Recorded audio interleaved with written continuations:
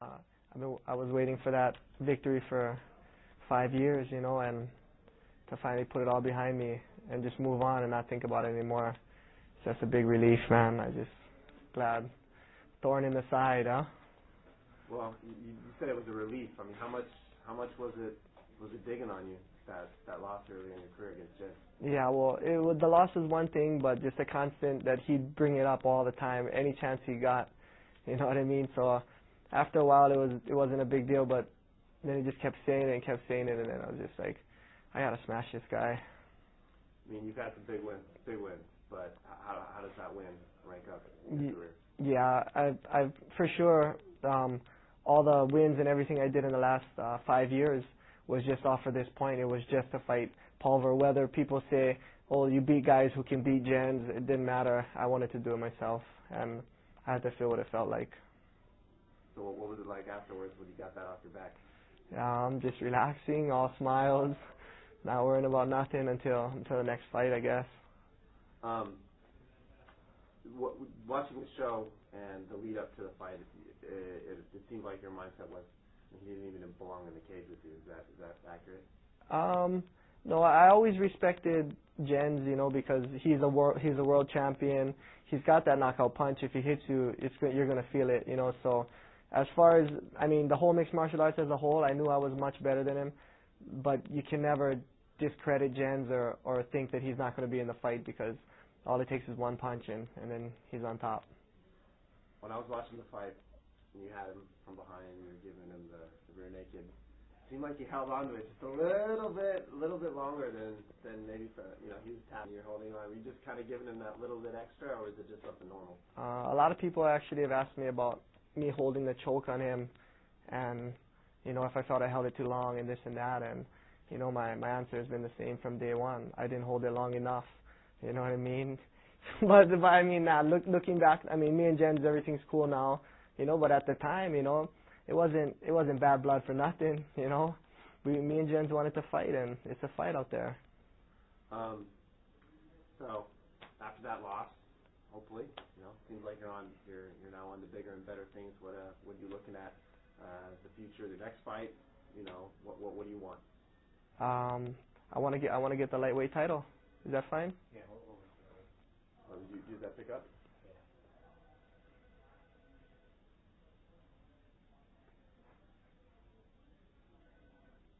Yeah. Okay. So back to that. So now you're looking at your future. What are you looking at?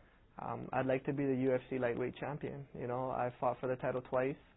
I lost to Jens once, and then I had a controversial draw with Uno. And I want to go make this third time's a charm and go and get that belt. That, from the news that we got yesterday, that's kind of it's a weird situation now. The champ, Sherk, got busted for steroids, and who knows what's going on now. Does that kind of put things up in the air for you? After Sherk got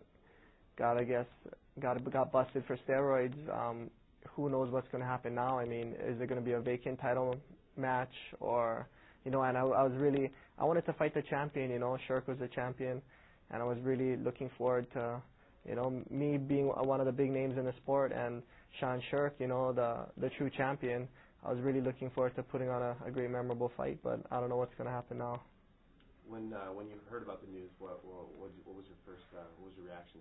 When I first heard that Sherk got in trouble, my first reaction was like, isn't it obvious that he's on something, the way he looks and the way he's looked for the last 10 years? But Sherk, I guess he still has a period to try to clear his name.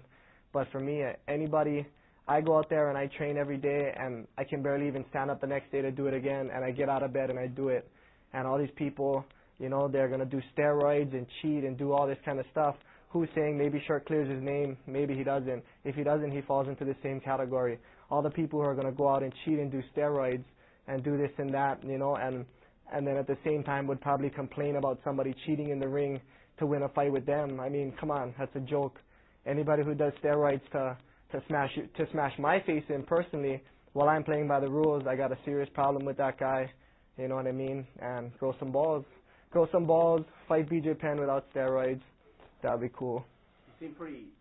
Is this something that's besides what happened with Sherk yesterday? Is this something that bothers you?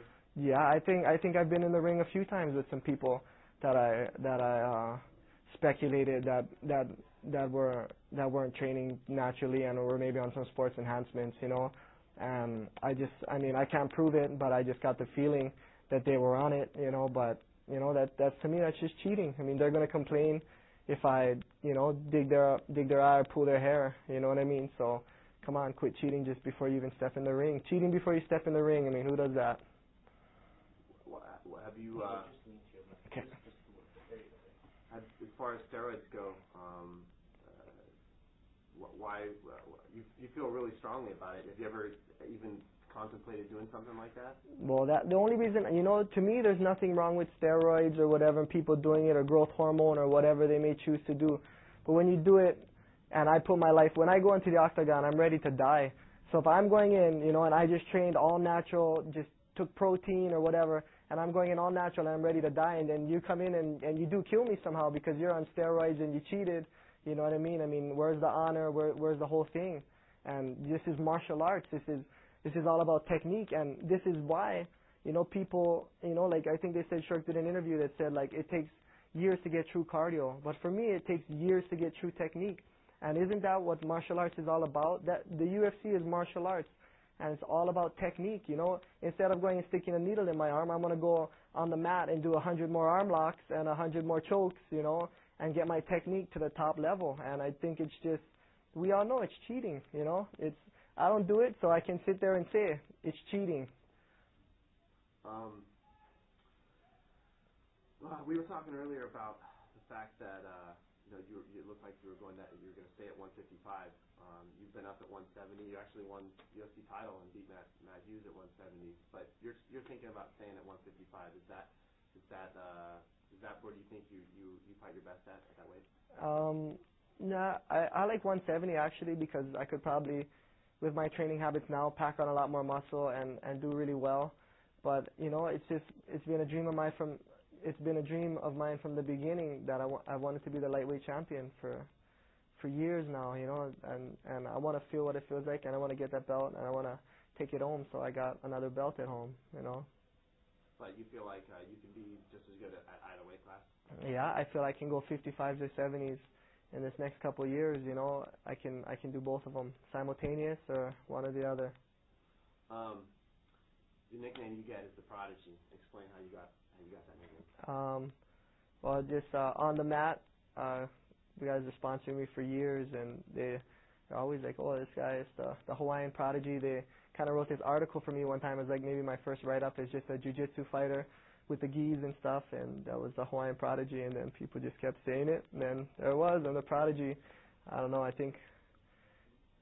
want to be like the more experienced guy now, since I'm getting a little older. Maybe when I was 20 years old, okay, Prodigy's good, but something else.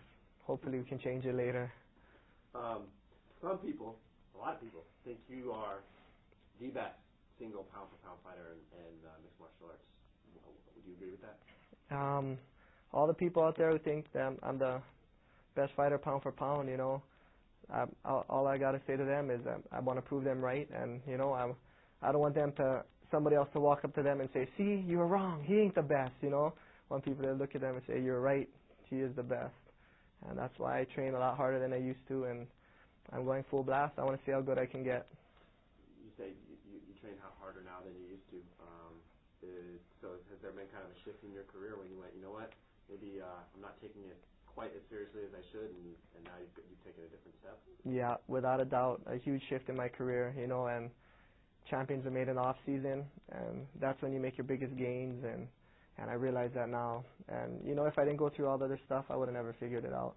But you got trials and tribulations, and then you find out what's the best way to do it.